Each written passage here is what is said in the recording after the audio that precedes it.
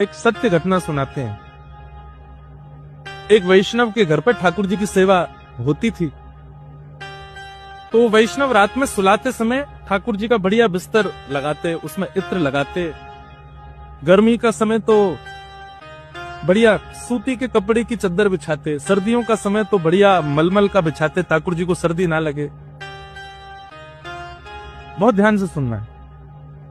तो एक बार क्या हुआ, रात्रि में वो अपने ठाकुर जी को शयन कराकर के जैसे ही अपने कक्ष में गए, जैसे ही सोने लगे, तो बार बार उनको ऐसा लगे कि गद्दे में कुछ चुभ रहा है। उन व्यक्ति को जो सेवा करते थे, वो बार बार उठ करके देखें, बोले ये चुभ क्या रहा है, और जैसे ही देखें तो कुछ भी नहीं। एक बार हो गया, दो बार हो गया, पूरी रात बेचारे परेशानी होते रहे। एक बार उन्होंने स्थान भी बदल दिया, कहीं और सो जाऊं तो वहां सोए, तो वहां पर भी वो चुभने लगा। उनको लगा ये है क्या, ये चुभ क्या रहा है मुझको। पूरी रात निकल गई परेशान होते होते। सवेरे जैसे ही ठाकुर जी की सेवा के लिए स्नान ध्यान करके मंदिर में गए, तो जैसे ही ठाकुर जी को उठा करके व्यवस्थित किया, तो जो शयन शैया थी, सोने का जो बिस्तर था ठाकुर जी, उसको साफ करने लगे। देखे ठाकुर जी के चद्दर के नीचे पुराने 3 दिन के सूखे पुष्प पड़े थे। उनके मन में आई, बोले ये ठाकुर जी को रात भर चुभ रहे थे, इसीलिए परेशानी मुझे हो रही थी, इसीलिए वो मुझको भी चुभ रहे थे। माने ठाकुर जी रात भर संकेत कर रहे थे, अरे तू तो तान दुपट्टा सो गया, लेकिन वो पुष्प मुंह कुछ चुभ रहे। भैया एक सत्य घटना सुनाते हैं।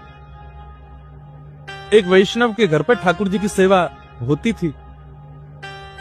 तो वैष्णव रात में सुलाते समय ठाकुर जी का बढ़िया बिस्तर लगाते, उसमें इत्र लगाते।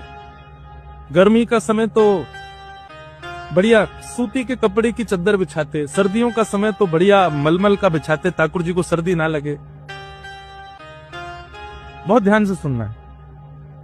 तो एक बार क्या हुआ, रात्रि में वो अपने ठाकुर जी को शयन कराकर के जैसे ही अपने कक्ष में गए, जैसे ही सोने लगे, तो बार बार उनको ऐसा लगे कि गद्दे में कुछ चुभ रहा है। उन व्यक्ति को जो सेवा करते थे, वो बार बार उठ करके देखें, बोले ये चुभ क्या रहा है, और जैसे ही देखें तो कुछ भी नहीं। एक बार हो गया, दो बार हो गया, पूरी रात बेचारे परेशानी होते रहे। एक बार उन्होंने स्थान भी बदल